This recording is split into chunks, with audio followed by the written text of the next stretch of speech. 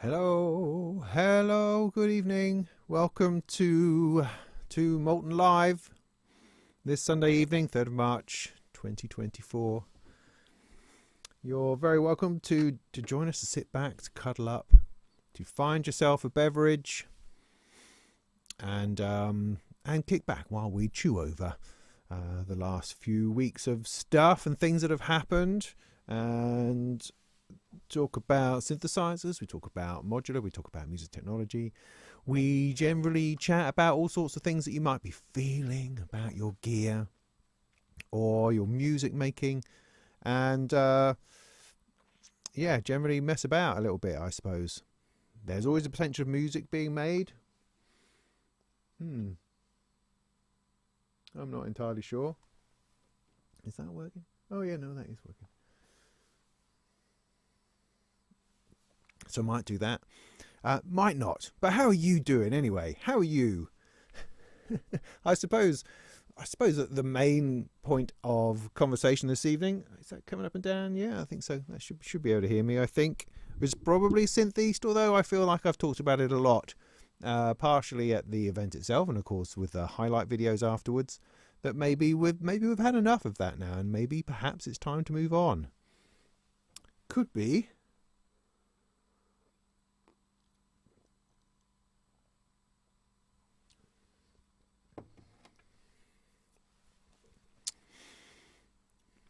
We'll see. Anyway, let me just organise myself here a little bit and turn to the chat, see how you're doing. Tracker Chat, good to see you. Steve, hi. Key, hi. Zorb. Camden Dogs. Is that anything to do with that beer? Camden Hells. Ian, you still fussing around with your QY700? Good for you. Robbie, good to see you. Someone over on Twitch. Hey, someone over on Twitch. Hi. Hang in there. You may double your audience viewers figures at any moment if somebody else walks in. That's very exciting. Good to see you there. Hi, Andy. Great. Oh, the gang's all here, I would say. Nice to see you. Inky. Hi. Ken. Good. Thanks for letting me know. Everything's going all right. Oh, Lemsip. That's a shame. Hi, Dots are here.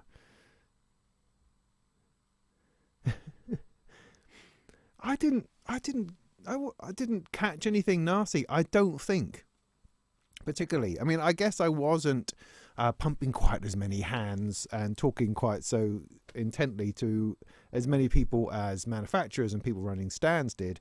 So I think I got away quite lightly. I mean, I've been tired. I mean, heck, I've been tired this week. But I haven't really been suffering from anything more than my usual general slightly under the weatherness that one seems to be most of the time. So it sounds like I got away with it. Reefer the cat. Yeah, thanks. So yeah, no, I'm generally feeling all right, as I say, other than being a bit dog-tired. Oh, well, no, I say that, but my back's also been giving me trouble. I did have a slight worry that my back was not going to hold up for the weekend, but because it's been slightly dicky for like the last month, 6 weeks, I would say. But yeah, I seem to tough it out. It seemed to be okay. But the last couple of days, it got really, really bad again. Not really bad, not by any stretch. On a scale of like 1 to 10, where 10 is where it has been previously, then we're just talking like a 3 or a 4, you know, a bit of a funny feeling down one of my legs, and not wanting to lift anything kind of feeling. But yeah, so that's been giving me a little bit of jip, but it's all right at the moment. As long as I sit right, don't do anything silly, I'll be fine. So no, generally hold on to things all right. I feel quite pleased that I got all of those videos out by the end of the week, just by a hair's breadth. Although I'm slightly disappointed that the performances were captured in mono, and I still haven't quite worked out whether that's my fault or a fault at the source, but I'll look into that. I'll probably discover it that I've clicked a button or something. So that's a shame. But I mean, honestly, to me, it doesn't really matter. I don't really listen to anything particularly closely. I tend to just let it happen. So I don't tend to listen to music on headphones, and it tends to be over there, so I'm never sat in the right spot to listen to anything in any kind of way. So if it's in mono, it's like, you know, whatever, I'm just listening to the music as it is. Yeah, no, you didn't snog my face off. This is true. I'm assuming you're talking to me. No, of course, that may not be.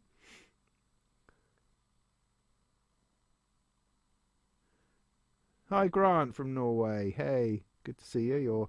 Your little face icon is familiar. Good to see you, Chris. Hi. Oh, there's another one over in Twitch. Good Lord, I must be going rampant over there. That's very exciting. Very exciting. I must tell people. Anyway, I'll let that. So I guess, I mean, hey, let's kick off by talking about Synth East then, shall we? Just to get that done. That's probably the most important thing, I should think. Let me think about that then.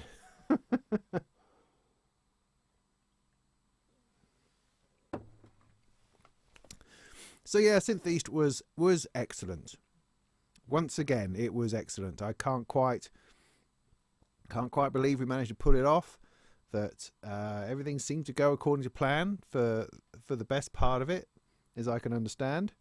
It was yeah, all the bits worked. It all worked out. People came. I mean, the most important thing is that people came, and people seemed to have a nice idea, a nice time.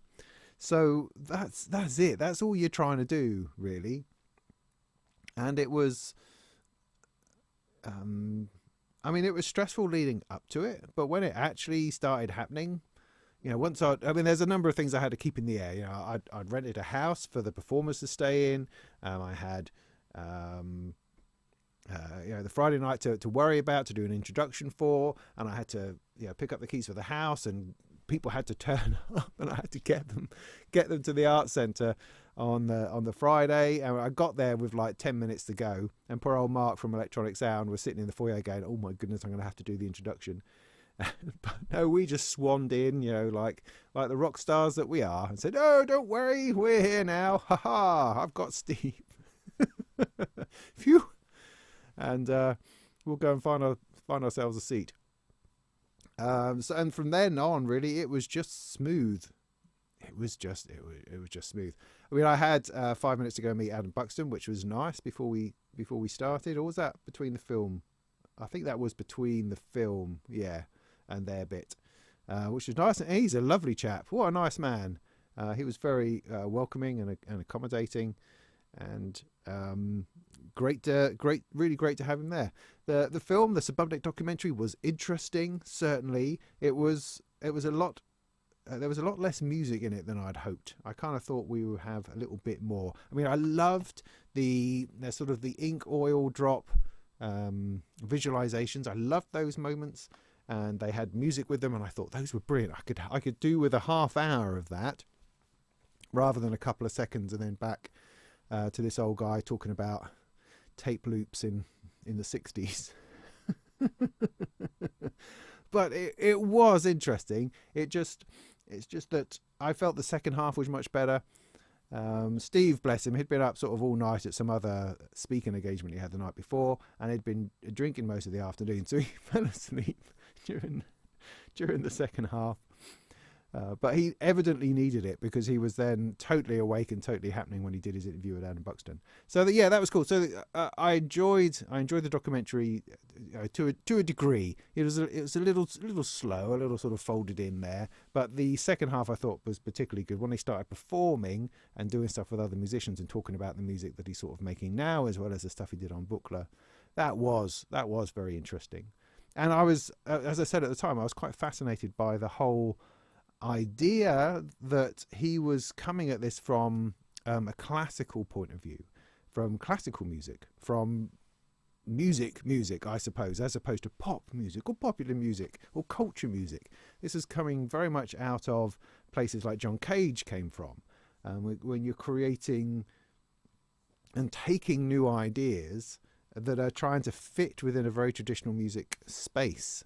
And that was, I found that very, very interesting. And I still can't quite work out how how these two things fit together, how popular music and electronic music with classical electronic music fit in. I mean, you've got your Wendy Carlos, of course, with all that switched on Bach or switched on Beethoven.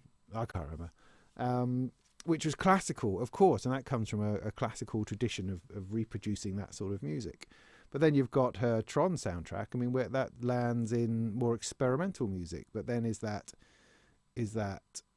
electronic music for classical, or was that something else? You know, where does Vangelis lay in that? Where does Jean-Michel Jarre lay in that? Are they classical composers, or are they pop wizards? I don't know. Is it important? Well, probably not, but except that what Subotnick seemed to be able to do was to gather an audience. And the audiences are different. You know, when you go to an EMOM, it's mostly, in my experience, seen as a kind of a casual pop culture affair. You know, you're going to have beats and you're going to have that sort of structure to it, as opposed to something more classical. But I don't really know what I mean by that, and that's why it's so confused. You know, I wouldn't imagine going to an opera house to play with my modular, though absolutely I should, but I'm not treating it in such a way that honours anything to do with classical music. I have no pretensions as being so, and so would that be appropriate, and would that matter?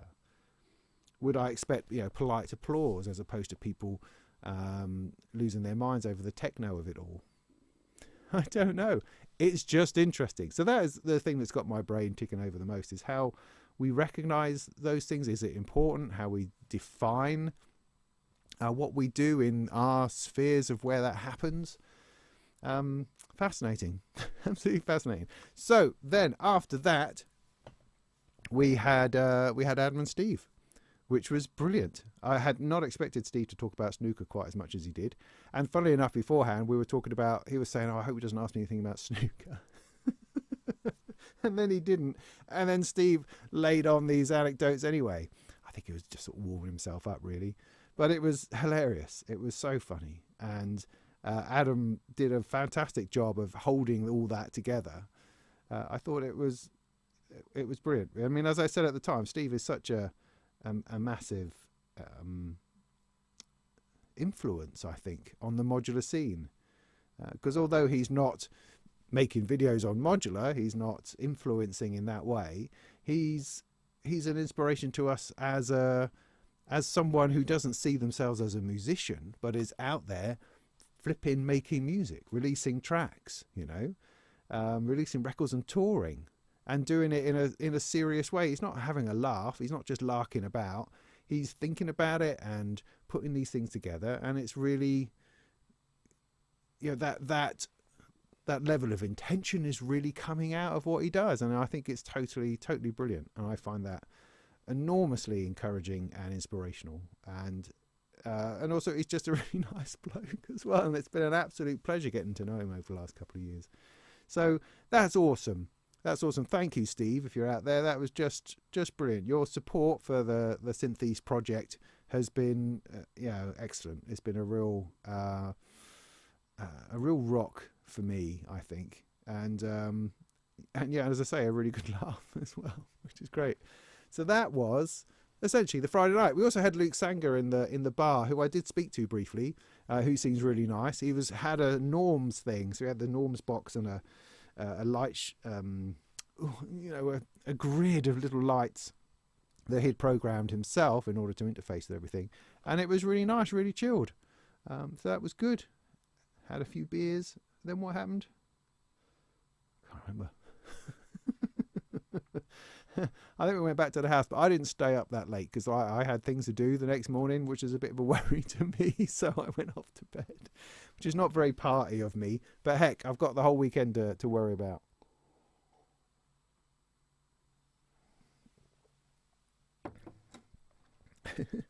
Ian says he'd like to perform against the wishes of the audience. So let me just check back through to see if people have contributed to my talkings a little bit.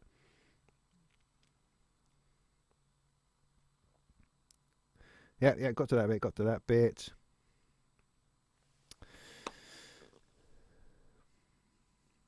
Oh, nice. Draconian Rhythm says that playing with the booklet gear was emotional. That's interesting. I've seen now Source at a couple of different things. I think Bristronica, Synth East, and Synth Fest and Synth East, and I still yet haven't had a go. Whenever I get like a moment and I'm over there by their stuff, there's always somebody else on it, so I just haven't had a go yet. Yeah, cool. You're in everything. That was great. Hi, hey, NOH Modular. Ah, look, I've got your. Is that you? Yeah, I've got your thing in there. I had a quick poke around. I'm scratching my head a little bit because, of course, I haven't looked at the manual or how it's supposed to work. I was just having a bit of a fiddle. That's as far as I've got, and it definitely does some things, but it probably does some things better than I've worked it out to do yet. So I'm definitely going to have a look at that. So I think that could be very interesting. Anyway, I might tell you about that later. I don't know at the moment. Don't know how long this evening's going to go on for because I'm still a bit knackered, and I've also just seen Dune this afternoon, and my mind is still processing the enormity of that. So that's going on as well. Hey, everyone's saying hello to each other. Hey, aren't you listening to me? I'm pouring out my heart here.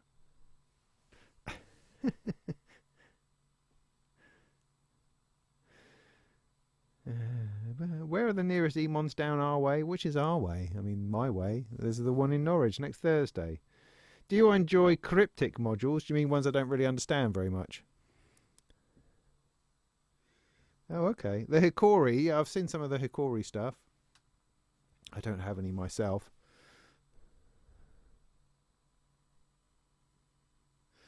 North London.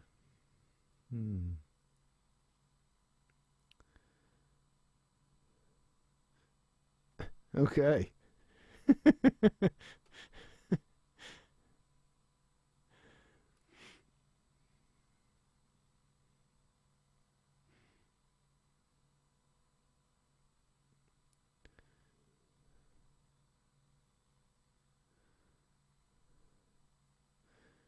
Does anyone use the Roland System 1M? Is that the green one? It's quite good fun if you can stand the green. No, it's not that, is it? System 1M? Oh, that's the one that's not got a keyboard. Yeah, I think I seriously considered that for one of my first modules because it was, it had everything in it and it would fit in a case and it seemed to be like a good thing to add to. But I kind of got over it. I just can't get past the green. Sadly, it's as simple as that, really.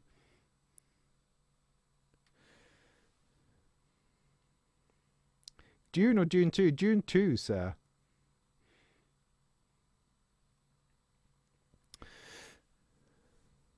Have a small discussion on quantizers.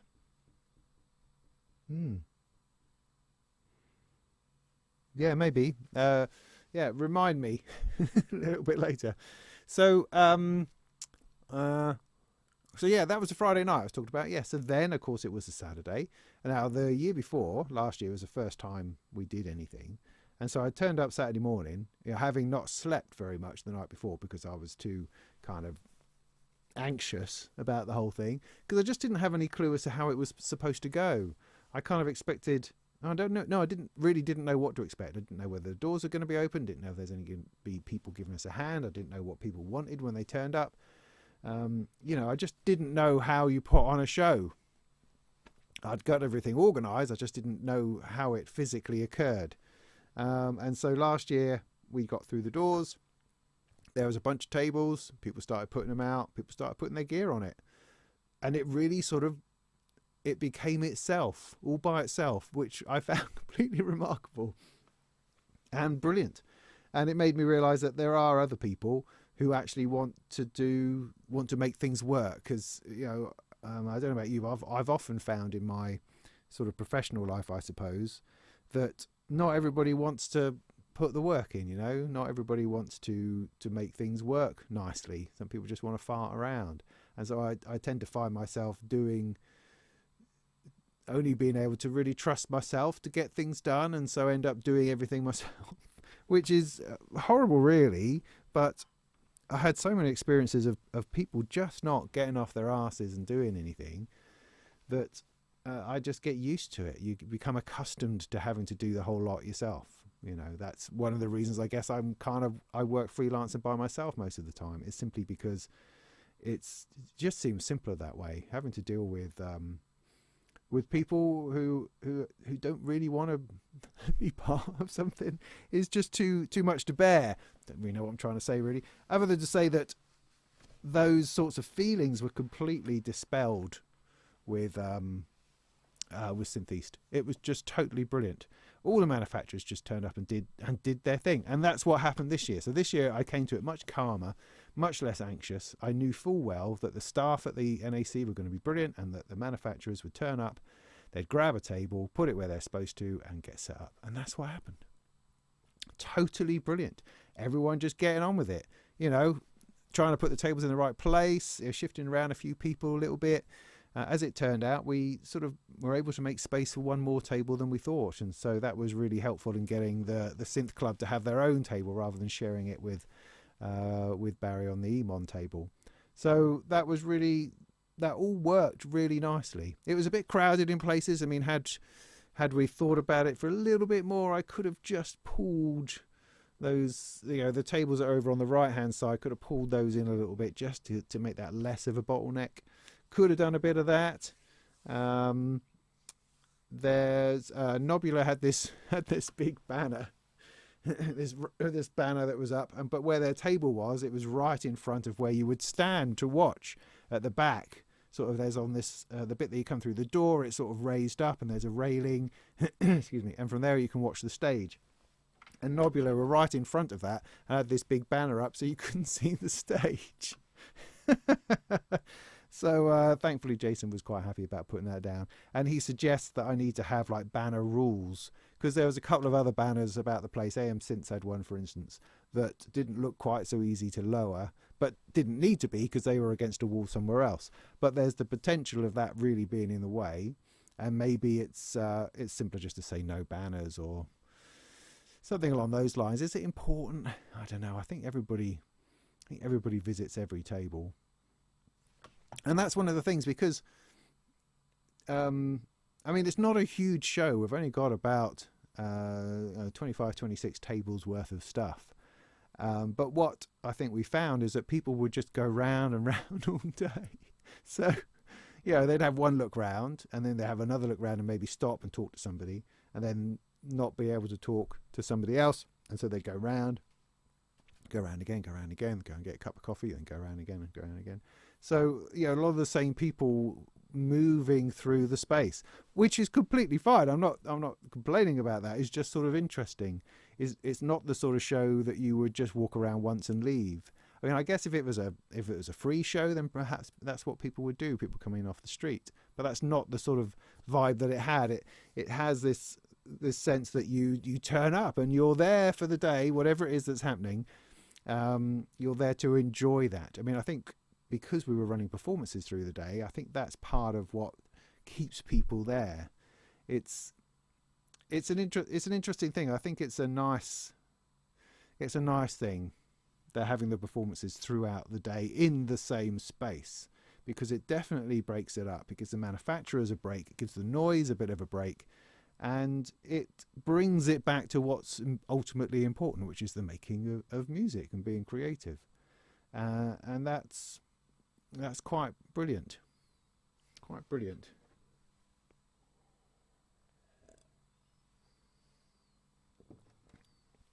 And one of the dangers of perhaps going to a different venue or a larger venue or doing a bigger event is that we will lose that somehow, because, you know, as soon as you've got a bigger place, it's going to be more difficult to stop the noise to do something. And also, if you've got a bigger place, you might have another room in which you'd be tempted to do performances in there, so you could have performances running the whole time. And that's good by itself, but it's different. And maybe what we have is quite a unique setup at the moment that perhaps we shouldn't meddle with. I don't know. But I guess you're not going to grow if you don't meddle with it. But then, do we need to grow? Is there that many people who can't get in? Don't know. What do you think out there? Ban banners. Yeah, maybe. They sent out a very odd questionnaire. I think that's standard marketing. I don't think it has anything to do with anything. How did you enjoy your event at the NAC? I imagine that is. I think I got one of those. Yeah, I also ignored it. Uh, don't worry about that sort of thing.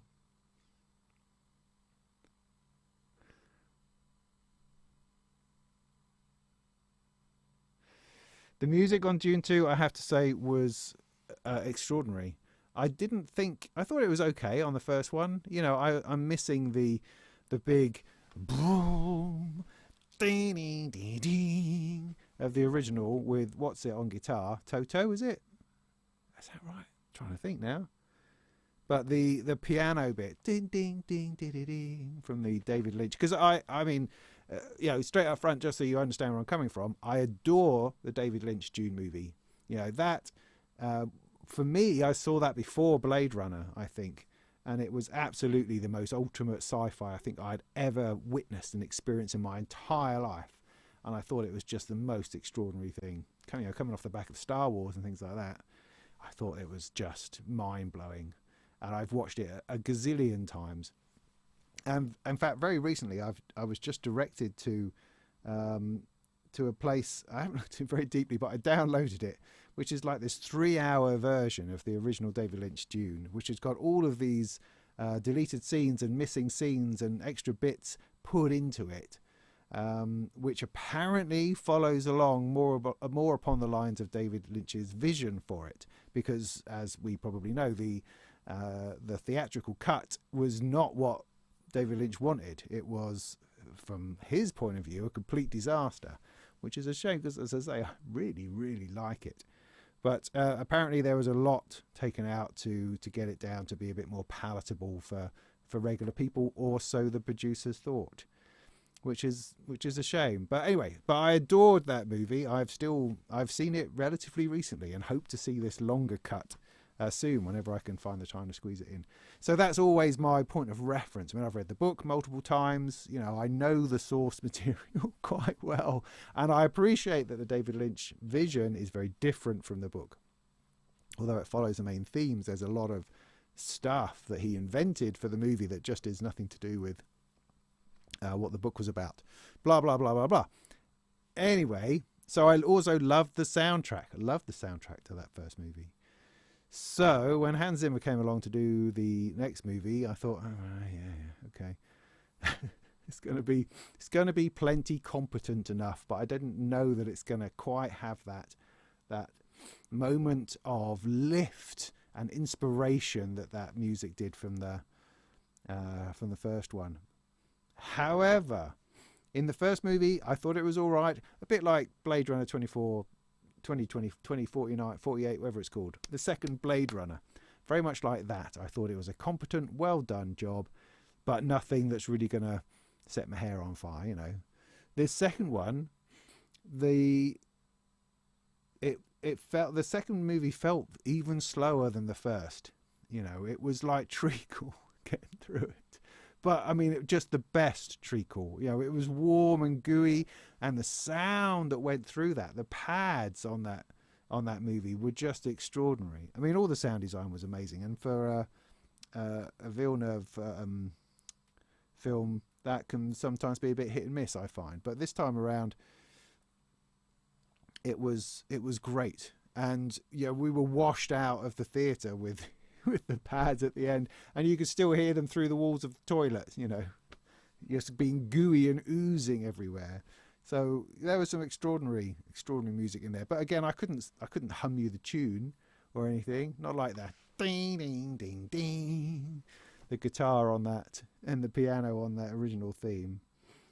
No, but no, atmospherically, cinematically epic, absolutely epic. That's a bit of an aside.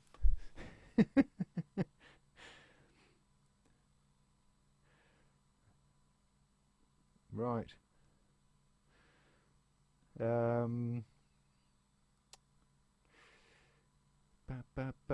the banners. The performances throughout the day really kept things sane and enjoyable. Good, yeah. No, I think it does that. I really do think it does that, and I think that's a cool thing. Yeah, don't change the venue. Yeah. Do you have any tips for first-time Superbooth tourists? Take it slow. Eat lots of food. And find the outside space. Don't get stuck in the inside bit the whole time. You'll go mad. Yeah, find the outside space.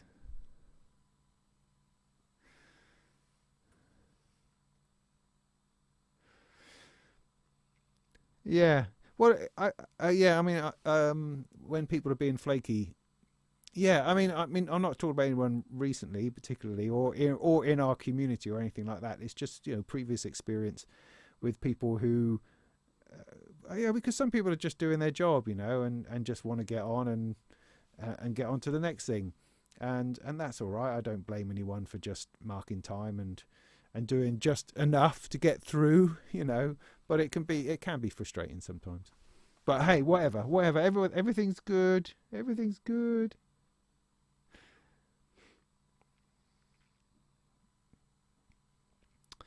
Toto and Eno.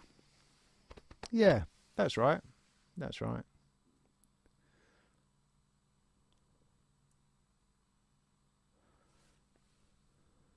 The tooth. Remember the tooth.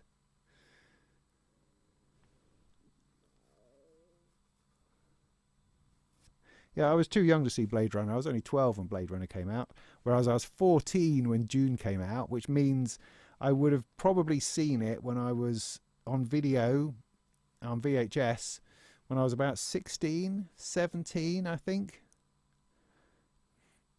And then it would have been on telly a couple of years later after that. Because, yeah, it took 2 to 3 years or something to come out on video after the cinema. I didn't see it at the cinema.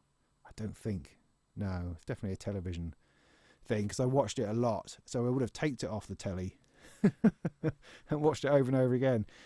Blade Runner I didn't really see until I'd left home, I think, 18, 19. So by the time that, I think I might have seen that on the telly, if I was lucky, in my late teens.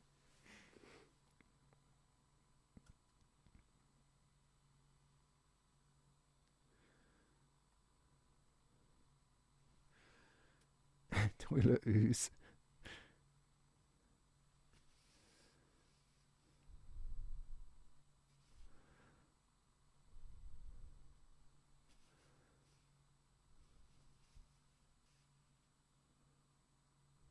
The music of Wrath of Khan.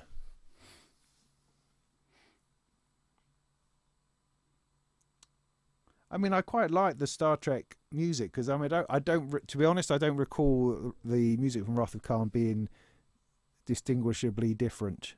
I don't really remember. I remember the crackling noise. No, but that's the first one again. I mean, I enjoyed the music of the Star Trek the Motion Picture, which kind of set the themes for the next generation, didn't it? I think it had that in it. But I thought it was very grand. I mean, I loved the whole thing of flying around the Starship Enterprise for half an hour in a little shuttle. I loved all of it. Loved all of it. I'm a bit up on these things. Very positive person. Enjoy what people do in the movies on the whole. I even the weirdness of the uniforms in that first movie. It was like, yeah, it's space, man. It's crazy. Everyone's in greys and sandy coloured things and khaki. Oh, cheers, Steve. Thanks for that. Appreciate it.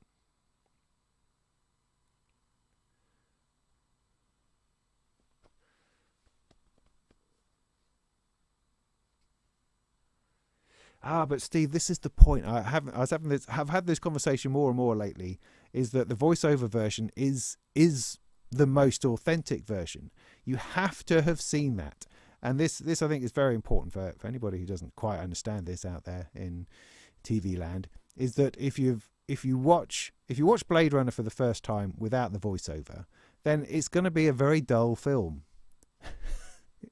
It is. I mean, you might enjoy it as a piece of art, or as a culturally important stepping stone of cyberpunk and all those sorts of things. But it will never fully occupy your soul, because you have to understand Deckard's journey, and you won't get that without the voiceover. You need the story to be told. And I absolutely, firmly, 200% believe that the reason why people of my generation, for instance, love it so much is because we had the voiceover. Not only did we have the voiceover, but we watched that at the cinema, we watched it to death on VHS. And then we had the director's cut, which elevated us to the level of our own narration. So we could take what we knew. We had all of that back knowledge, all in the back of our head. We knew all of the stuff. We knew that, and then we could just enjoy the spectacle of what unfolded in front of us in the director's cut, and could chew on various different pieces and enjoy different pieces. And we didn't miss anything because we already knew all the stuff in the background. And that, I think, is the reason why people like myself love Blade Runner, and more recent generations just don't really get why it has the cultural significance that it does. I firmly believe it's the fault of the voiceover. So I know people go, oh yeah, voiceover, but I think it was essential, absolutely essential. So much so that I refused to show it to my kids until I could find a voiceover version. And funnily enough, Amazon, they do the original theatrical version, the original theatrical release with the voiceover. You can get it on Prime. And so we watched that recently, and they really enjoyed it. And there's so much culture that's been pulled from Blade Runner that there's all sorts of bits they go, oh, and that sort of thing. And so it's a more complete story with the voiceover, and you're not left at the end going, oh, I have no idea what any of that was about. You go, oh yeah, no, that was nice, and that's great. And then they can go on in their own time and enjoy the director's cut, things like that. So I think it's an important thing, and we shouldn't lose it. And I wish that the theatrical was available on DVD or Blu-ray, so I could actually have a physical copy, because at the moment I'm dependent upon the whims of Amazon Prime, you know. So there you go. There's a nugget for you. There's a nugget for you. Anyway. Oh yeah. Except for obviously there's some unfortunate language. There's the N-word in the voiceover, which was a little bit unexpected. But hey, it was the 80s.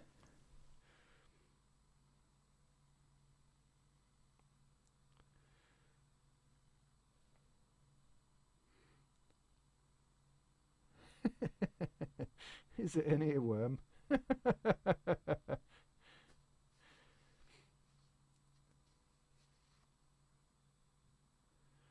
How was the Sand Thumper bass?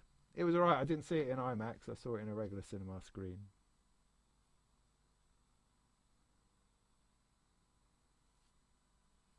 Yeah, NTO Steve, I'm with you. Pop filter?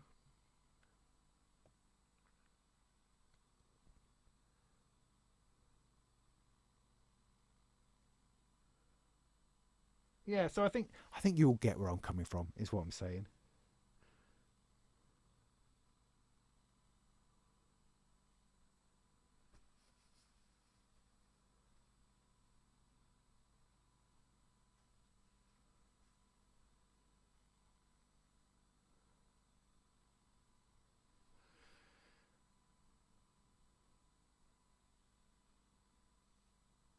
Dick Spanner.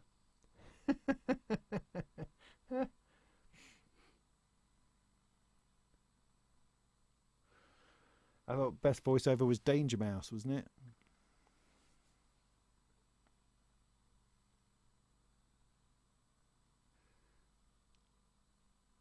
Oh, well done, Jason. Good job.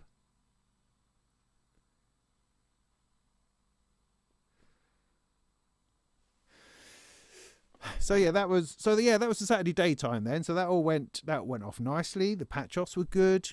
I enjoyed that.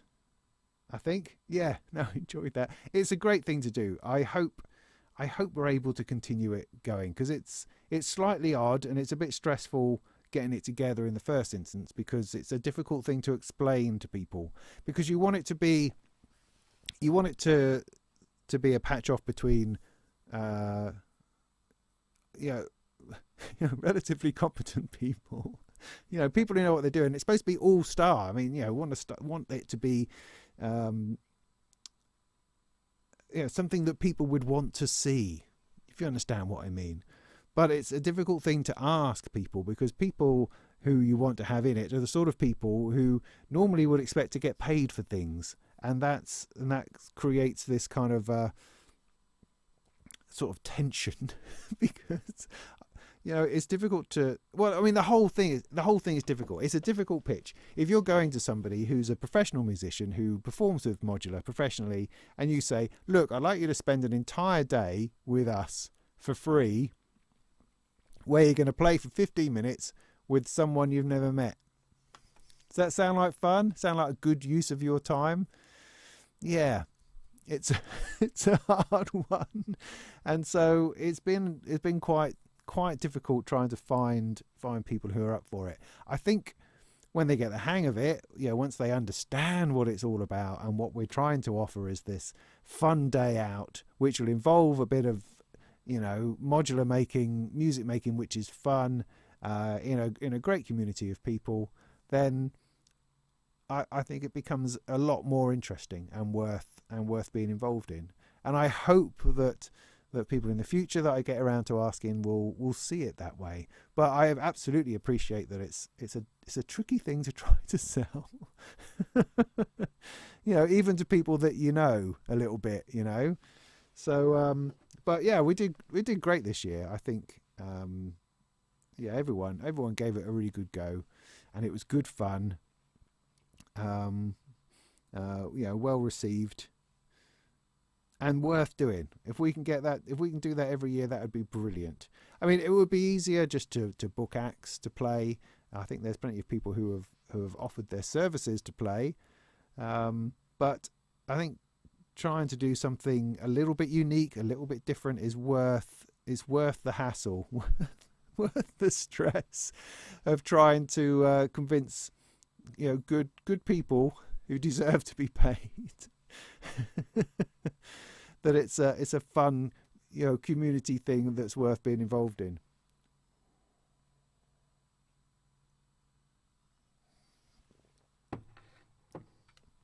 And I totally understand. I mean, that's what I mean with Nina. It was quite good in that because she's involved with a manufacturer, I could use the angle of you're going to be there as a manufacturer, and so you're there anyway. How about not having to charge you for your table? There are things that I can do even without having sort of a budget really to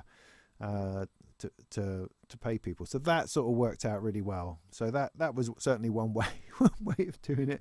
Otherwise, heck, you've just got to hope that people get what you're trying to say. So we'll see. I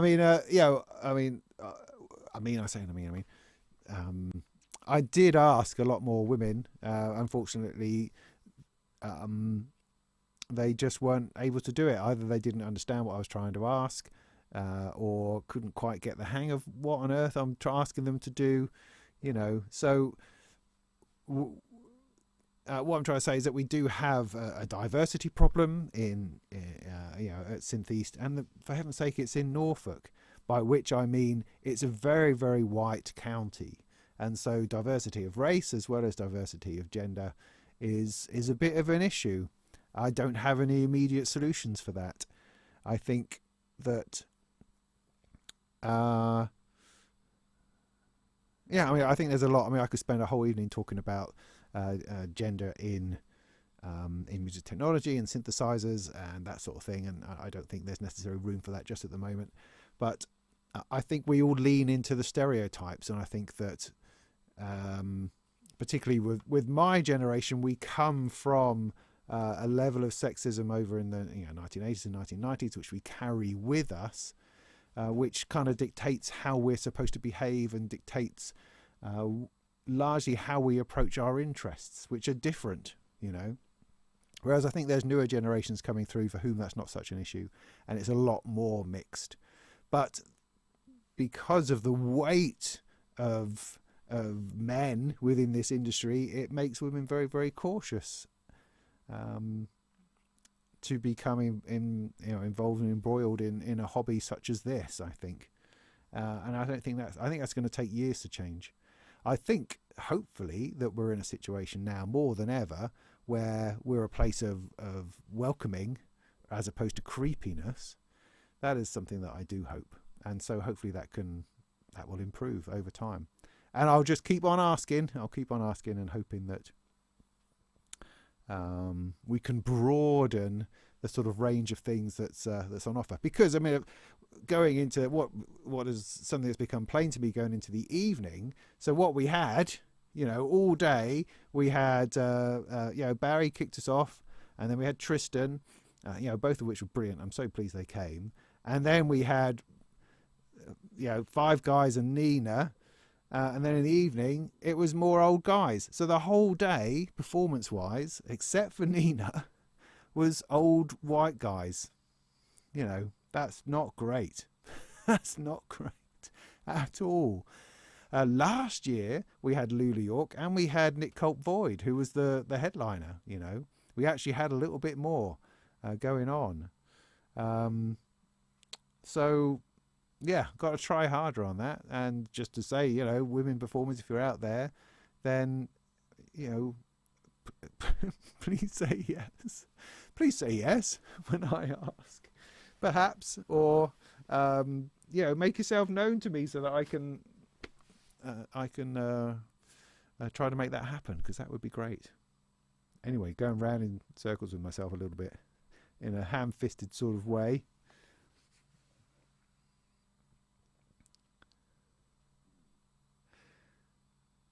Yeah, well, you could do that by all means.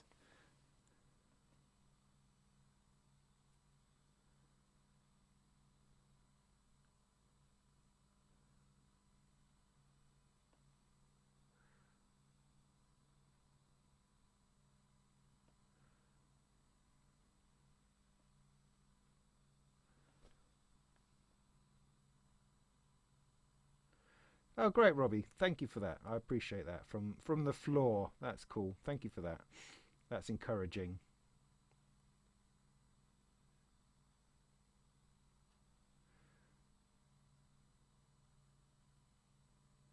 Yeah, I mean, just to add, I mean, again, as I say, it's difficult to explain. So I'm talking about the patch-offs. Now, the patch-offs are playing for 15 minutes. It's not booking you for a gig.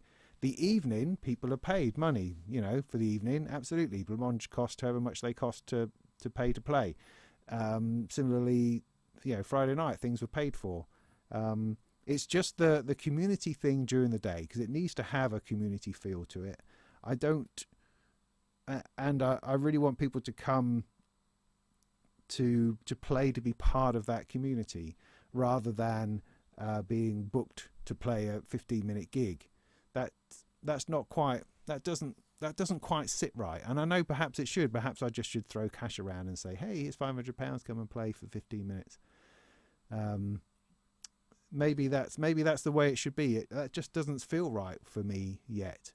So, I mean, the first year, full and ultimate transparency here. The first year, it absolutely was favours. I phoned up Gaz, and I phoned up Sam, and I met Lula previously and asked her to do it. Who else? And Andy, Andy is in the chat. I was always talking about it, and I just asked them if they'd like to come and do this thing, and they said yes, and that was great, and that was awesome. It's a I'm not trying to I'm not trying to get someone on the cheap, or not trying to do anybody out of something. It's something which I hope people will want to support. And maybe that's naive. Maybe that's just not how things are supposed to work. And maybe one shouldn't be encouraging that way of looking at things. Maybe it should be about putting money down on these things. Maybe. So this year, because I've been, I spent the whole year thinking about this and stewing on it and trying to work it out. How can I do this better? because I don't want to cheapen what people are offering. I don't want to not pay people, but at the same time, I'm not really able to. And anyway. So this year, what I did is I rented a house and put them all up. So the idea being that it's not going to cost you anything to come. If you can get here, you're not having to pay £100 in hotel fees and that sort of thing. I'll put you all up for the night, and that seemed to be a good compromise, so that I'm meeting some of your expenses, so you don't have to worry about that. Just come and have a good time, and play for 15 minutes, and that'll be great.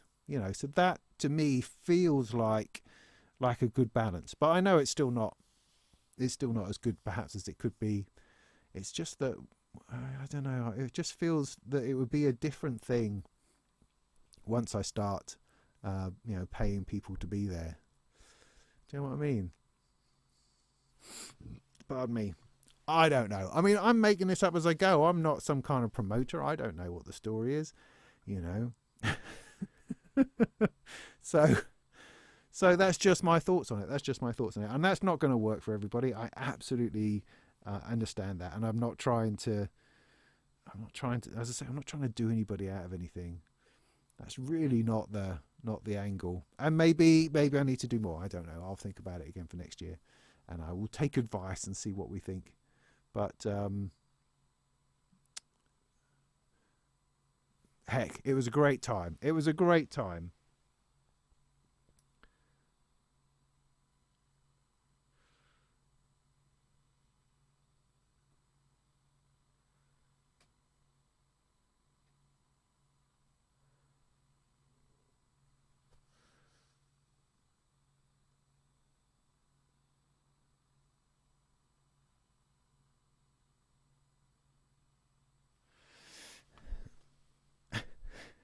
What?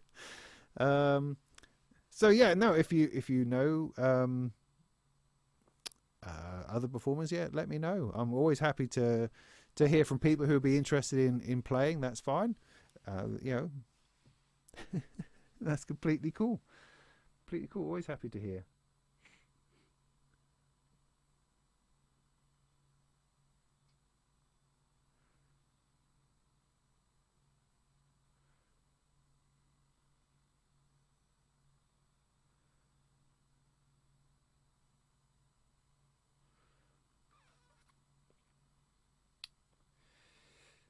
Yeah, I know, Ken, you would.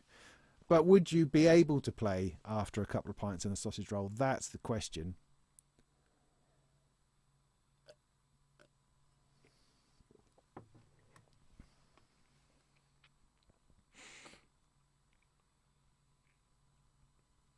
Okay, so then, so that was a Saturday daytime, and it was lovely. It was smooth. It all went away. All went off.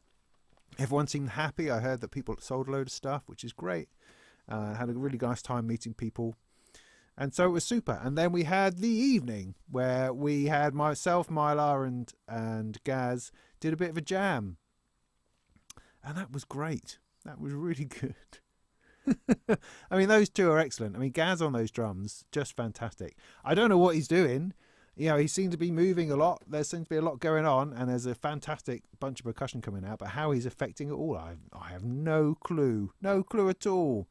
But yeah, that was really great. And Mylar just was able to put in this background, this foundation, which felt so lovely that you could just listen to those two play. I didn't really need to do anything, but I kind of felt I should, and so I tried to find one thing at a time just to pop in there, which worked mostly, I think. Mostly. But yeah, just listening to those two do their thing, I mean, that was quite extraordinary. And half an hour is a long time. I remember looking at the thing going, good Lord, it's only been 5 minutes, and I can't think what to do now. But once you get into it, it does keep going. Thanks, Rob. Yeah, keep it community. Yeah, I mean, I want to.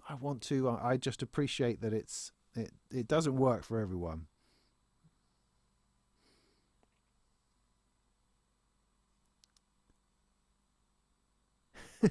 I had a sausage roll this time. They were good. And I had a Scotch egg. Steve turned up with this bag full of Scotch eggs. These enormous things. Don't know where he gets them from, but there's some particular place in Norwich where you can get these enormous Scotch eggs. So that was quite, that was quite a thing. So all I ate all day was an enormous Scotch egg and an enormous sausage roll. So yeah, fabulous. What did we have in the evening? I don't even remember.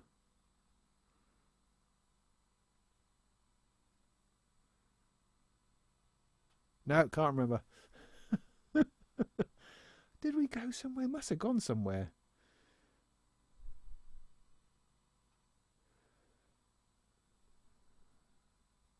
I am losing my mind.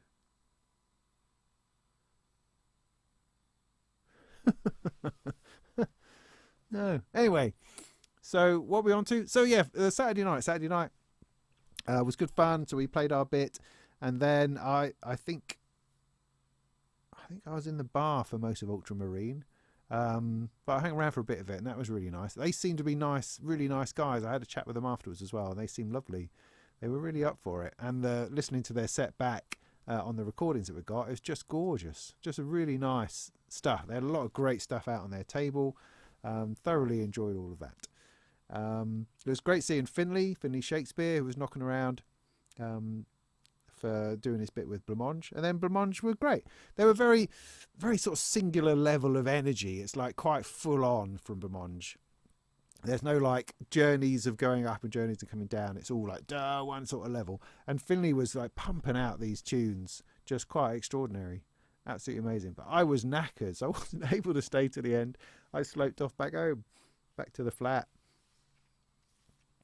back to the house, where I found everybody else as well, sitting up chatting, talking out a load of old nonsense to each other over beers, which was great. So that was Saturday night.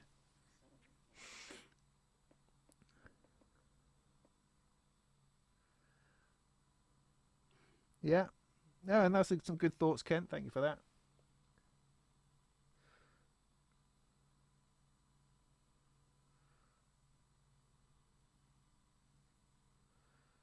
It was chips for you. What did I eat? Oh, it must be. What did we have?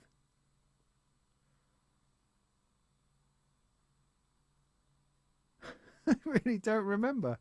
God.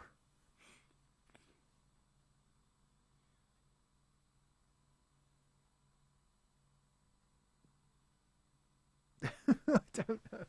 I'm losing my mind.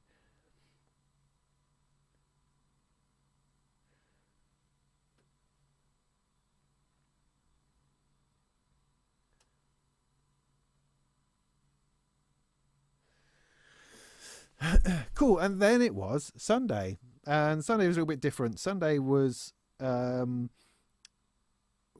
lovely idea of having DIY workshops, and it worked out brilliantly in the end. It was a little bit of a head scratcher beforehand because we weren't really sure. We didn't seem to be selling any tickets for it very much, and it all got a bit confusing over making sure people had the right kits and people were coming and bought the thing they thought they had.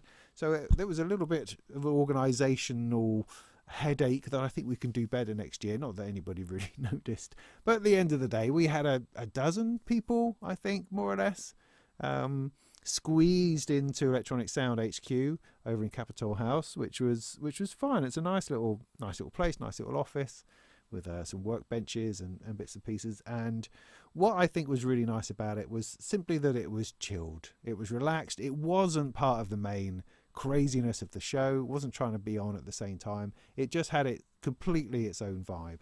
And a lot of that was down to Simon from Thonk and Diego from Bafacco, who came and ran it.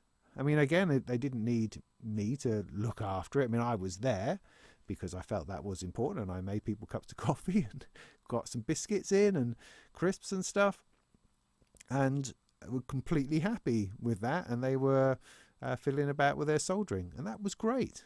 You know, I think that worked in the end really, really well. I think we can do it just slightly better organised next time. But yeah, no, I'm very, very grateful to Thonk for and Bafacco for coming along and doing it, and Thonk in particular because they provided all the gear. So that was That was really great. I mean, a few manufacturers have said to me, "Oh yeah, we can do a workshop," and I thought this would be a good way to test it out.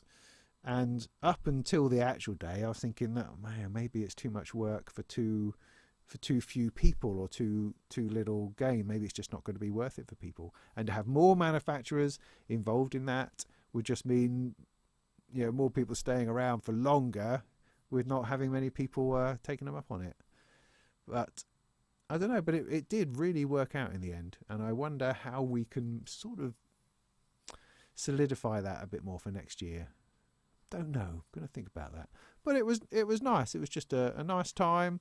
I played on my modular for a bit.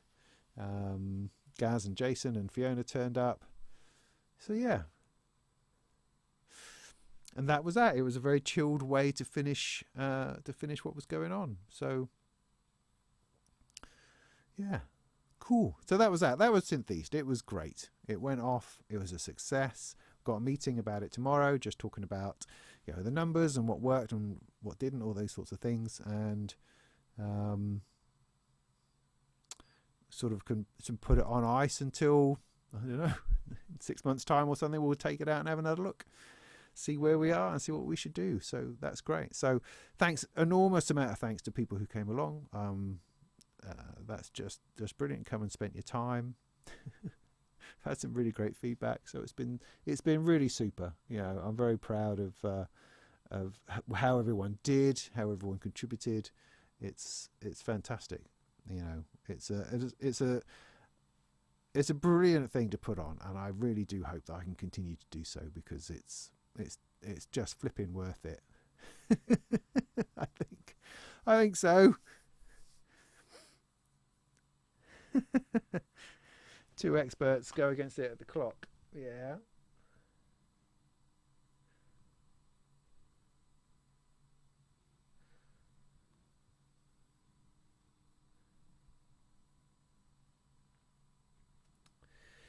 Could you fit in some tutorials and presentations next year's venue?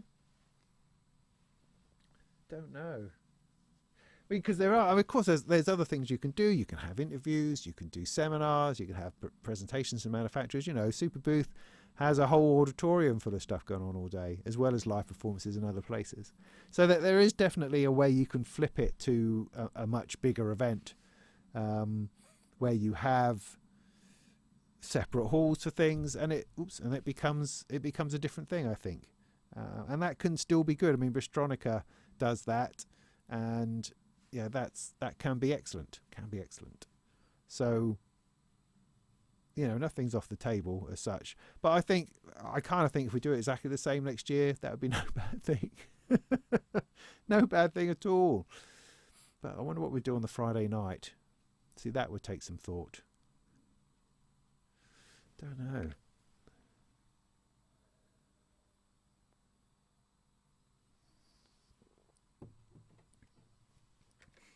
Because I feel it has to be something a little bit special.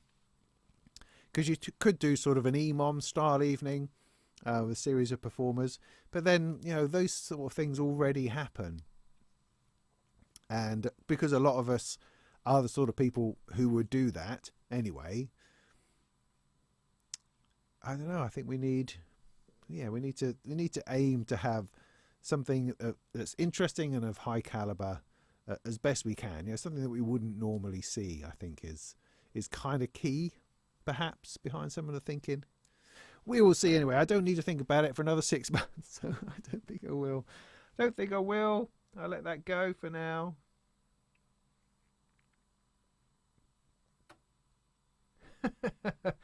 Ken, funnily enough, I was talking to Oz about the disting, because it's the 10-year anniversary of the disting, right? Where's mine? Oh, it's over there somewhere on fire. It's on an Ultra. I have it over there where I go and poke at it sometimes with pins. And he was saying that he'd really like to do some stuff on it, and would I be interested in making a video on the disting, with my love-hate relationship that I have. Would that be interesting? Maybe. I've got a lot to do, and so it's a matter of trying to fit things in is tricky. Time, as ever, is against me.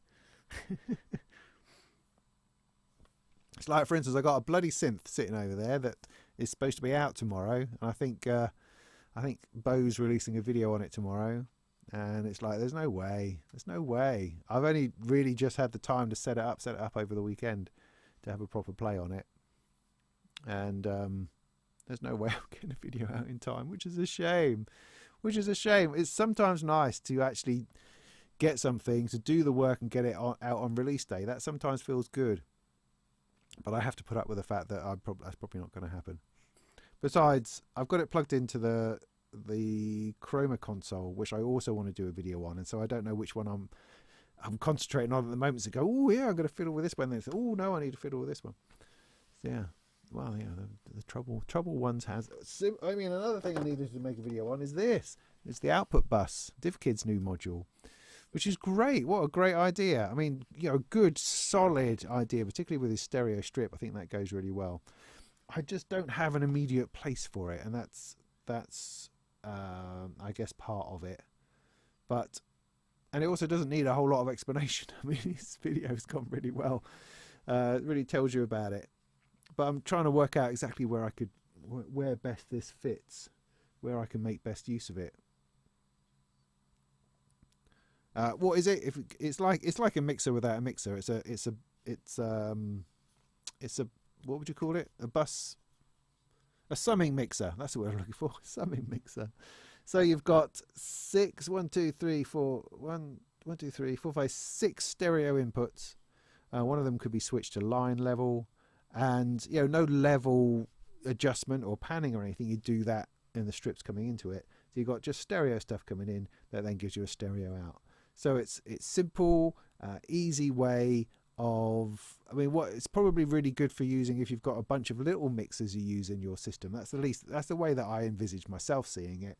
I've got a bunch of little mixers, so they might be motion mixers or little other module mixers that you're mixing stuff through, maybe to an effect, which then can go stereo input or single line mono input into here, to give you bringing together of all those separate mixers. So like you've got 3 mixers perhaps in your system with like half dozen things going through each or 3 things going through each, and then they can end up in here going together to a single decent output. And there's also a little bit of saturation on it on the level as well, and level metering. So a good solid I can see a use for that kind of module, which is nice.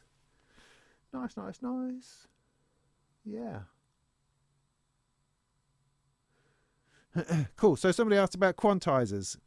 Quick thought on quantizers, anybody? If you didn't answer the question already, what was the question? Pros and cons? Goods or bads? Yeah. I think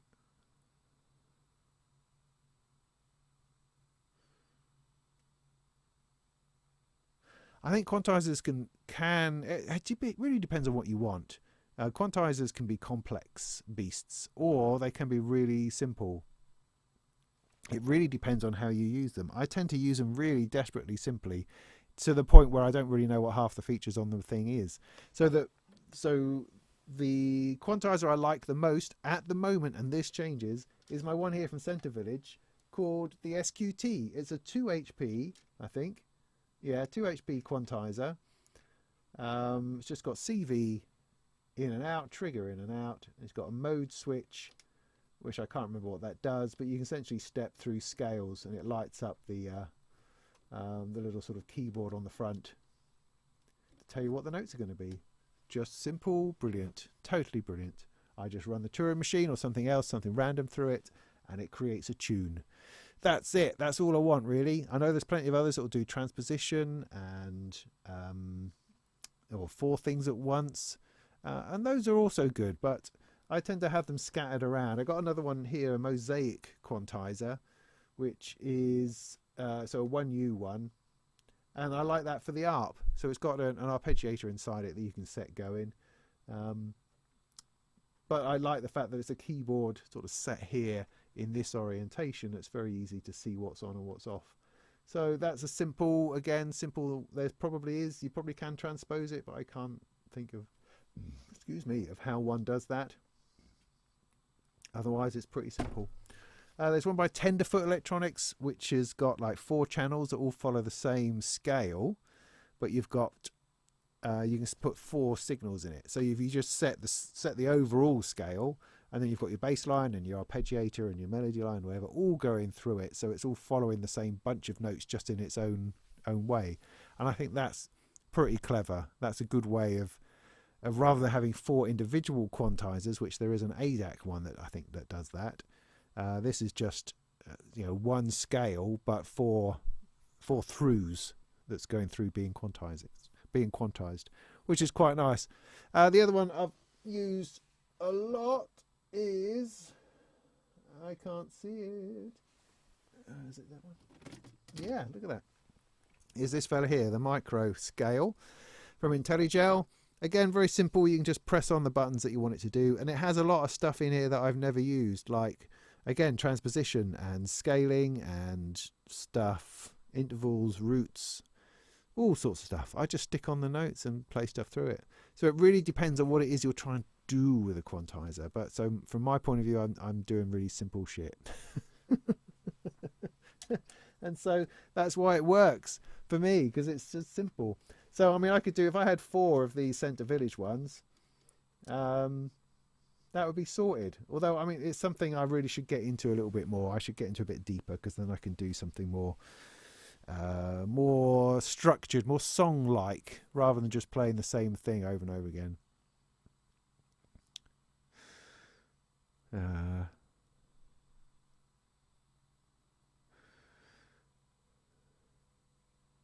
The Penrose, yeah, that's a good one. That's what usually everyone's first DIY project is, the Penrose. It's a bit wide for its simplicity, I feel. It would be my only comment on it. Bard Quartet. See, that sounds complicated.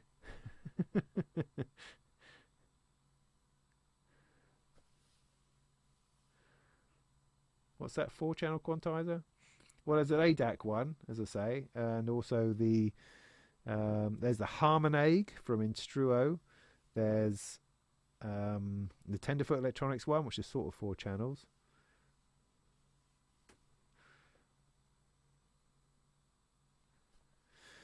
Yeah, so okay, so I mentioned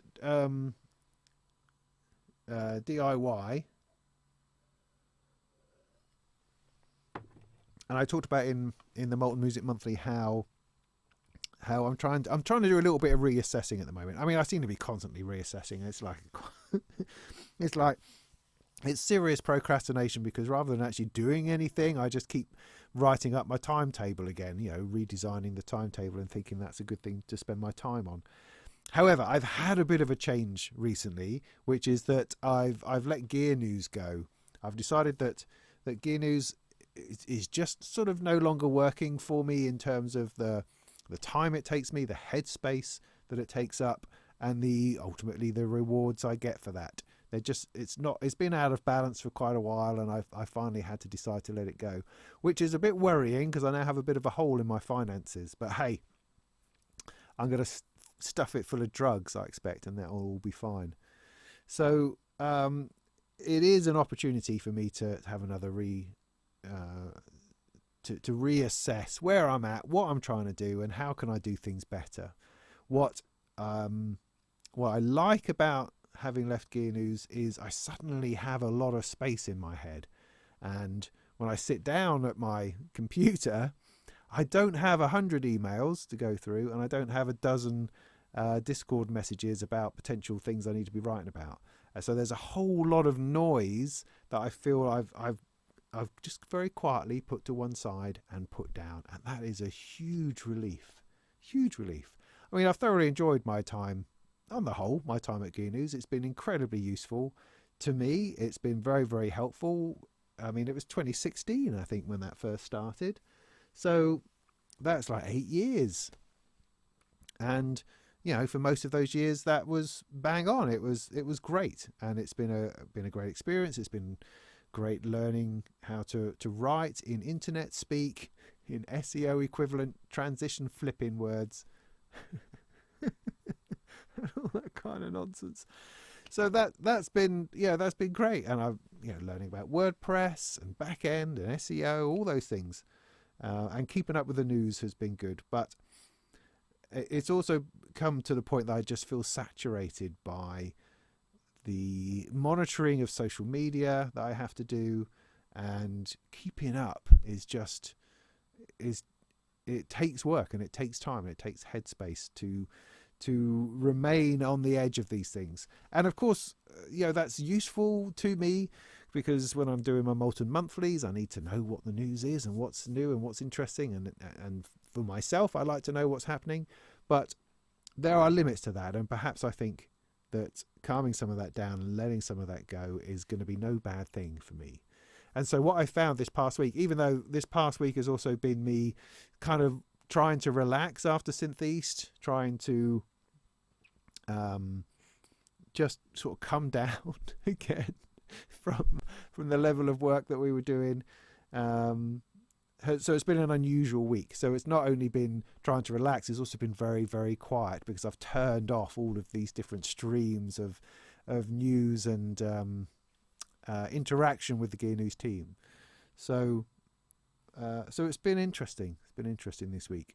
And it's like when I went to edit the Synth East videos, I sat down at my desk, got on with the editing, and that never happens. Never happens. I always previously sat down at my desk and then get distracted into some bit of Gear News related nonsense. Well, trying to find an article, or doing an article, or researching an article, or this sort of thing. And it was quite awesome just to sit down and get on with the video editing. And I was able to, throw 3 or 4 videos out at the end of the day. So that was very satisfying. So it feels like it's the right thing for me to have done. I wish the Gear News team all the best, Robbie, and so on. All the people over there do a great job, and it's still a good source of interesting things over there. So one of the things I want to sort out, now that I have all this marvelous space, which of course is a bit of an illusion, is to sort out the DIY side of what I do, because I have lots of great kits. People have sent me kits, and I have a backlog of kits, and it would be really great to get them built and to make videos on them, because it's a great thing to do. And the difficulty with doing DIY up to now has been that it's very, very time consuming. I mean, it can be 2 to 3 hours of the build in the first place for a regular module. But then, as I mentioned in my Molten Monthly, there's then the amount of time it takes to edit that down. Because I'm quite fastidious about my editing. I like to edit out coughs, and get it to be as quick and finely cut as possible, while still being long. I don't mind the length. I mind my coughing and sniffing and farting around and periods of inactivity. That's what I mind about. But as I say, it just takes such a long time that I could potentially solder something in the morning and then have to spend the rest of the day and the next day editing it down, and that's not sustainable, really. So I'm looking at things I could do to make that easier. So one of the ways of making that easier is to just do a live stream. Now that's a good idea. I mean, I did all those live streams on the Erica Sense EDU ones, and that was okay, but it was also quite intense, because you've got the chat there, you're trying to do something, and you're not necessarily looking at your cleverest when you're live streaming it, because you're trying to work it out as you go. And while that can be illuminating, and I always leave those bits in on a video normally, it can be unedited. It's not necessarily very watchable. My other thought is that if it's a long build, I might want to go and take a break and get a coffee or something and come back, and that's no good in a live stream. That's not very interesting. So what I think I've come up with is that I'm going to sort of try it a little bit halfway. So rather than live streaming it, I'm going to sort of live stream it to myself. So through the software that I use for this, which is called vMix, I believe, I've never done this, but I believe you can record the output. So the output is what you're seeing. So if I put something else up like that or like that, I can, that's nothing. Ooh, I can swap through different views, and that can be recorded live. So I'm essentially editing live, like Nick does on Sonic State reviews. You know, he has a little switcher system where he switches between cameras, and that's all recorded live, so he doesn't have to then go back and edit that. And that's certainly one way of reducing the time. So I think I might give that a go, because I've got my, which one was it? Was it this one? That one. That I think is my live stream DIY view. So you've got me at the top. Is that other one up? Oh, hang on. I can't see because half my screen is blank. Where am I in this? Am I there? Give us a wave. Where's there's the camera there. There it goes over there. That's not what I thought it was. Hang on. Have I got another one? No. No. That one. Okay. That's just called number 4. Fair enough. Okay. So in this one, which I think you're seeing, I don't know. In this one, you've got me at the top, and beneath me could be the manual. So I can have the manual open on my, the build manual open on my computer, and I can have that sucked into that black square down there, and then you've got my soldering above that. And that, I think, is going to be my standard layout. I mean, what I found is if I have the overhead camera, which is this one here that you're looking at, if I have that at full screen, there's a chance that I'm going to be soldering behind one of those other squares, and then that will be a shame to miss something just because I'm not focused on where it is. So what I'm saying is that I could film it like this. So I have a little bit 2 cameras, so I can go, you know, oh yeah, this month's this week's DIY is blah blah blah blah. Let's get on with it, and then go to this view where you can see it happening, and I can talk to camera, and I'm not having to edit between 2 cameras, which is what I currently do. And I can just record all of that as a single file output.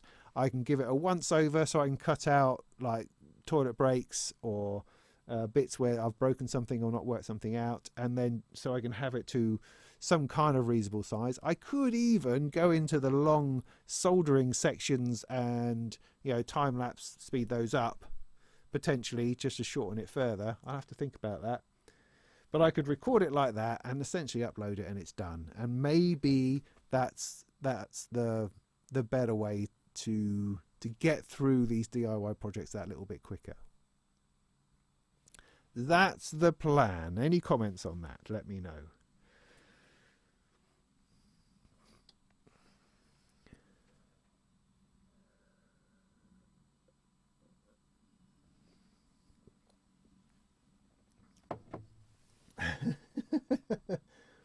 It's not the pile of shame, it's the pile of could be or currently bumped is all it is. Everything in there has been recently plugged in and taken out again, because that sort of happens. And then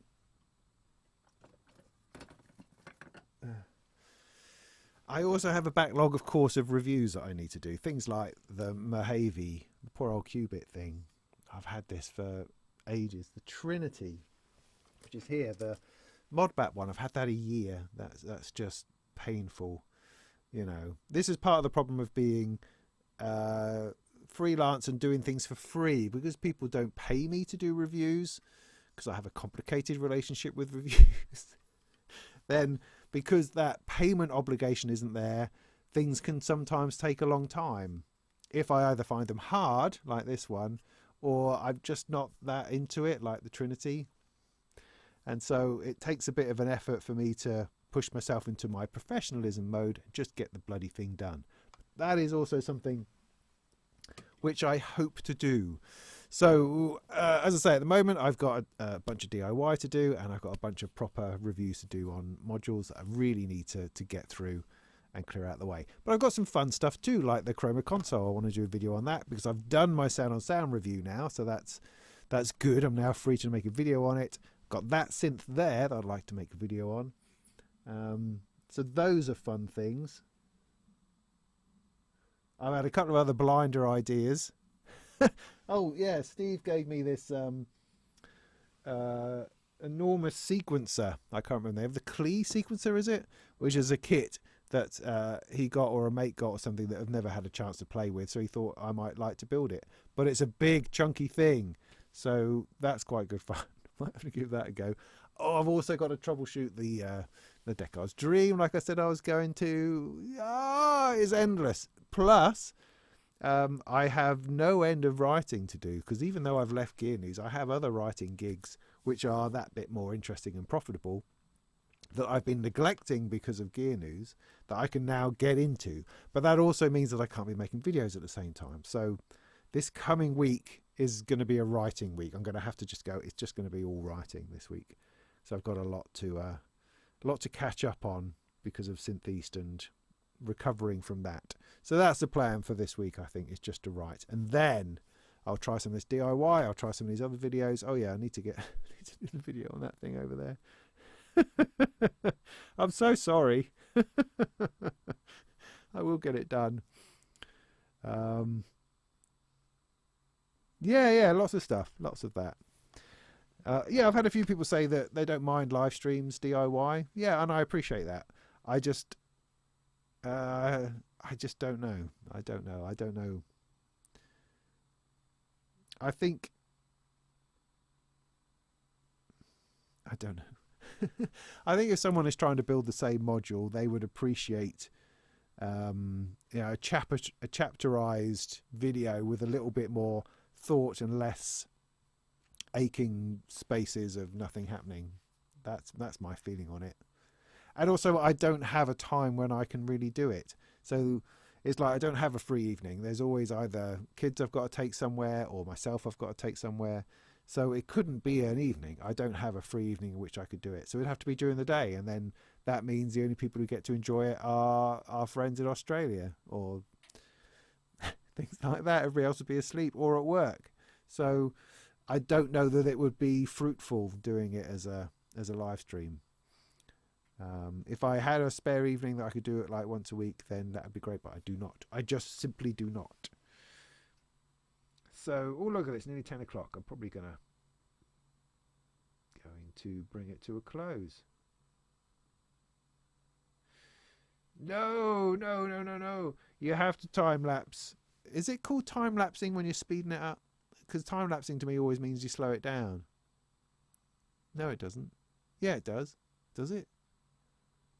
Time lapse. No, that is. I don't know. No, that is speeding it up, isn't it? It's just normally you speak about a time lapse, you take a picture every 5 minutes and then speed that together. Whereas I'm speeding up stuff that's already filmed at normal. Yeah, I know what I mean.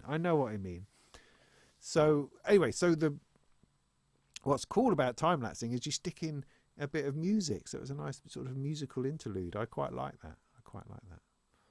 So, but yeah, you could just cut it out. I mean, I use a mixture in the videos that I edit. Sometimes if it is just lots of legs and lots of ICs and stuff like that, then it's just nice to go through it and have it sped up with a bit of music. Sometimes when it's just a bunch of LEDs or something, I just sort of cut from one to the other very quickly. I like it all to be there. I don't like skipping, simply because that seems to happen a lot when you're trying to build something. You're trying to follow instructions on something and they go, oh yeah, just place this in here, place this in there, and then it's done. And it's like, no, but how did you know? I like to make sure that everything is on screen at some point.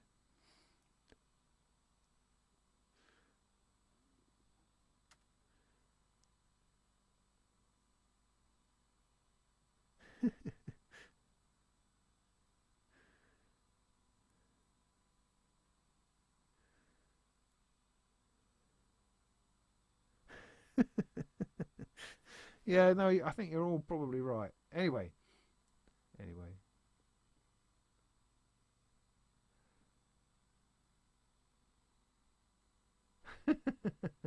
Yeah, that's a great Deckard's Dream quote. Like it.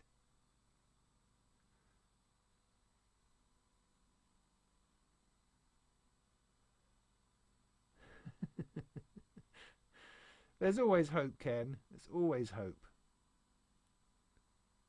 So yeah, that sounds like a good plan going forward then. I'm going to definitely give that a go. But this week, I must write. I must write. I must find the best something or others to write about. Got some interesting perfect circuit things to write about. I've got the VCV random here. Have you seen that? I'm not going to show you particularly close up. It's really interesting. It's from Nano Modules. It's a hardware version of a VCV rack module called Random, which is interesting. It's got 4 sliders over which you can shape the randomness. So in some ways, I guess it's a Turing machine, but over one which you have a lot more control to some degree. It's a sample and hold. In fact, it will sample and hold. You can also plug into it. What I haven't quite really wrapped my head around is the 4 separate outputs. You've got 4 outputs which are the same, but just that slightly bit different. So one of them is stepped, one of them is smooth, one of them is exponential, one of them is linear. Is that right? But they're all basically the same. And often if you're going to stick it through a quantizer anyway to pull off a bunch of notes, it don't really matter. But it is interesting. It's really hard to find reasons why people would use the different outputs, and that's the thing I'm struggling with at the moment, because I can't quite. While it's useful to have 4 outputs, I don't really know why I would use the ones one over another, if you know what I mean. I guess it depends on what you're trying to randomize, and if you're using a quantizer or not, because a quantizer just breaks all of them except for the first stepped one.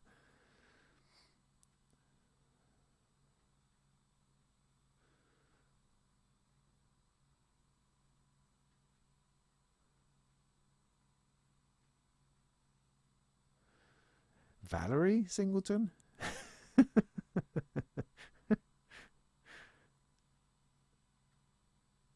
Solder faster, yeah. Yeah, so anyway, I've got to write about that one for Sound on Sound. I've got the pianist here, so I'm looking forward to doing something on that. As I said, that's quite interesting.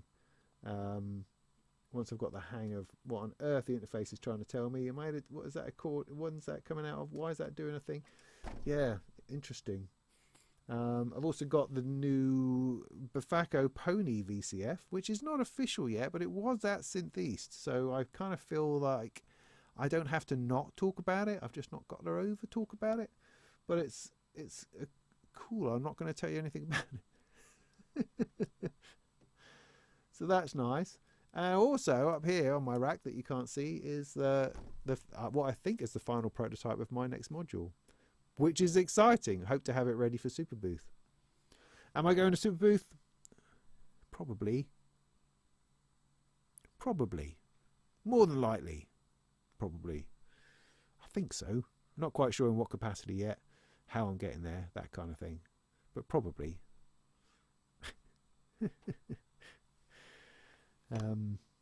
Anything else to talk about? Don't think so. There. Oh yeah, no, there is. There's one more thing to talk about. It might be too late for all of this. It's the Norfolk County Music Festival thing. I brazenly thought that I could come up with a dozen performances for this thing, a dozen people who would like to perform in the Norfolk County Music Festival, and I don't seem to be able to do it. I mean, after the massive highs of Synth East, why can't I get together? Why can't I seem to explain this idea of these short little performances at this festival and how cool that would be? Really struggle to get that together. I've had no takers at all, other than Emon Barry, which is great. Gaz, hi. So it's slightly frustrating. So I think so what I was going to say is that I think I'm going to give it one last go this week. So there's an EMOM this Thursday at the Rumsey Wells. I'm going to go along to that. I may or may not perform. I probably will if I can. I'm going to try to pull it together for that. And we'll have a talk about it then. I'll talk to Barry about it, and I'll invite everyone who's there just to let them know about this festival. Because, I mean, essentially what it boils down to is that we have this venue. We have a venue in Norwich which can accommodate about 300 people. It's got a stage, it's got a sound system, it's got an overhead projector, and we can go there and perform. 5 to 10 minutes each. go and perform our music, bring all of our friends and family, and it could be a really nice evening. Relatively early start, sort of 6:30 till 9:30, you know, so not a late thing. It does cost money to essentially it's a charity that's putting this on, and so we need to pay for the venue and pay for the staff and all that kind of thing. And so it costs people about £4 something to get in, to come and see it, but do come and see. So, you know, call it a £5 and you get in and you'll see a dozen acts, hopefully. If you want to perform, it normally costs about £16.50 to perform, because the idea is that you perform and then you get feedback from a professional adjudicator. You know, it's this whole thing. It's great. It's a lovely idea. And so that's the plan. But I'm sponsoring the event, so I'll pay the first tenner, so you only got to pay £6.50. That's it. In fact, if you can't pay that, that's all right. Just come and talk to me anyway. So all we want to do is get together, you know, somewhere between 9 and a dozen people, performers, electronic music, to perform at this first electronic music category at the Norfolk County Music Festival. It's a bit of a word salad. But it could be great. If we can bring people, if we can fill the place, if we can cover the costs, then we can do it every year. And I think that would be awesome. Or maybe we can do it twice a year. We could do it off our own back if we feel we could actually bring enough people together to do it. So I appreciate that EMOM is free and EMOM is 15 minutes. That's great. But this is a different idea. This is playing on a stage in a venue. I mean, this is the Duke Street Baptist Church, which is this large Baptist church auditorium that we could fill with people, and you could get your chance to perform, get some feedback, and have a really nice time. That's the plan. So if you'd like to be in that, just give me a shout. Give me a shout, or even apply. The tricky thing about applying on the website is that, well, you could go and express interest on the website, but the most important thing is to get in touch with me. Let me know what you're going to do. I'll give you a form to fill in, and we'll flipping do it. Or talk to me this Thursday at the EMOM. That's what we want to do. We've got to be able to do this, because if not, well, it will be a shame. It'll be a shame. And it all happens. It's on Tuesday, the 19th, I think, of March.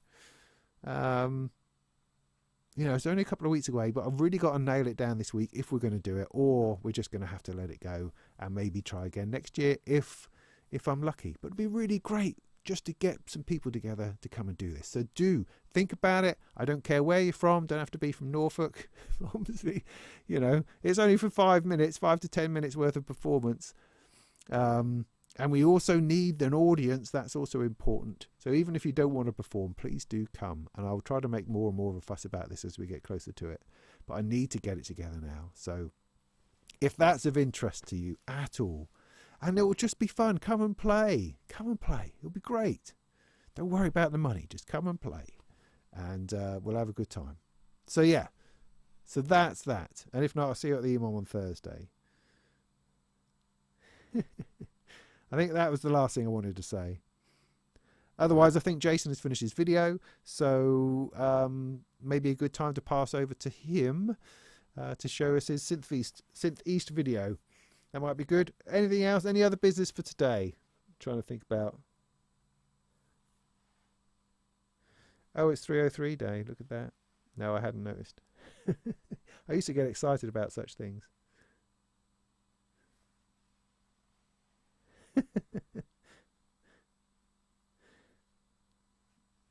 When is it? Assuming that's for me, Tuesday the 19th of March.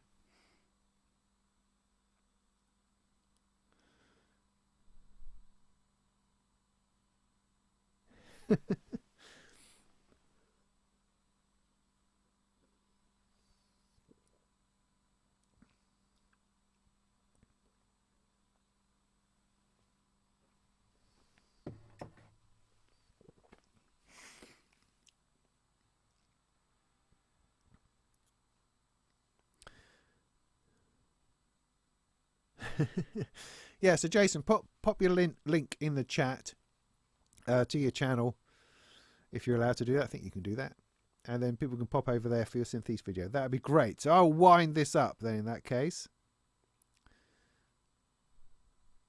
Do I have to go and do it? I think that's all.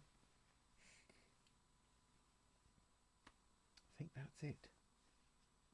Oh funny. See, I look over there and there's that bloody IK Uno Pro synth over there that I still haven't looked at. Good Lord. Oh well. Oh well. Lots to do. What ho? Lots to do. So yeah, all right. We'll call it a night then. Just a link to your channel, Jason.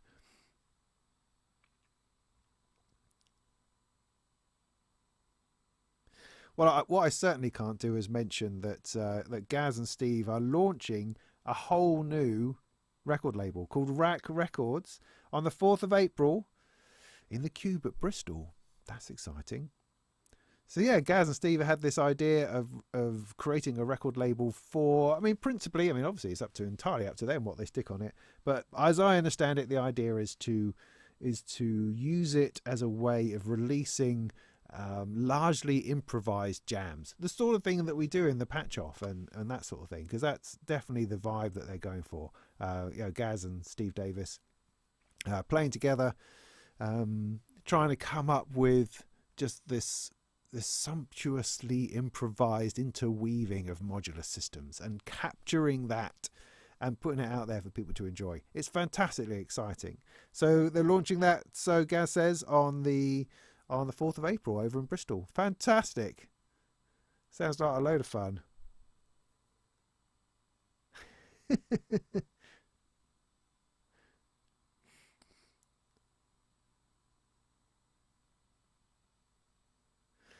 Yeah, no worries. Come next year. Come next year.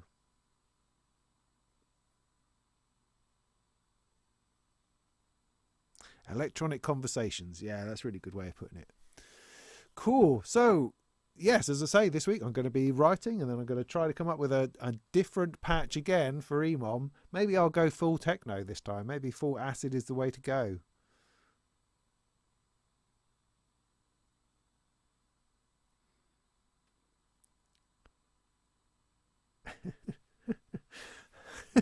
So I'm going to have to make the decision to go now because the chat always gets too interesting.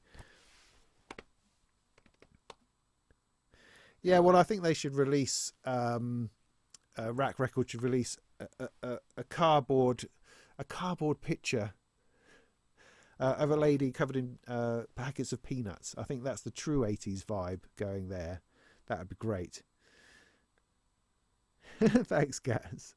Or maybe a naked picture of Gaz. That would be quite extraordinary. That would sell a lot of peanuts, I think.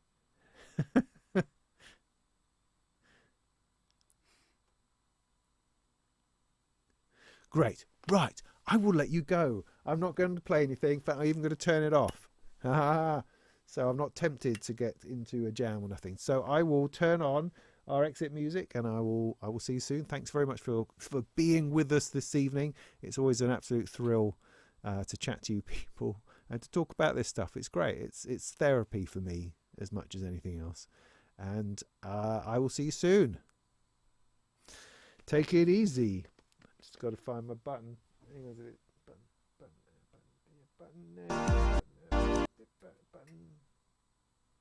Button, not that one.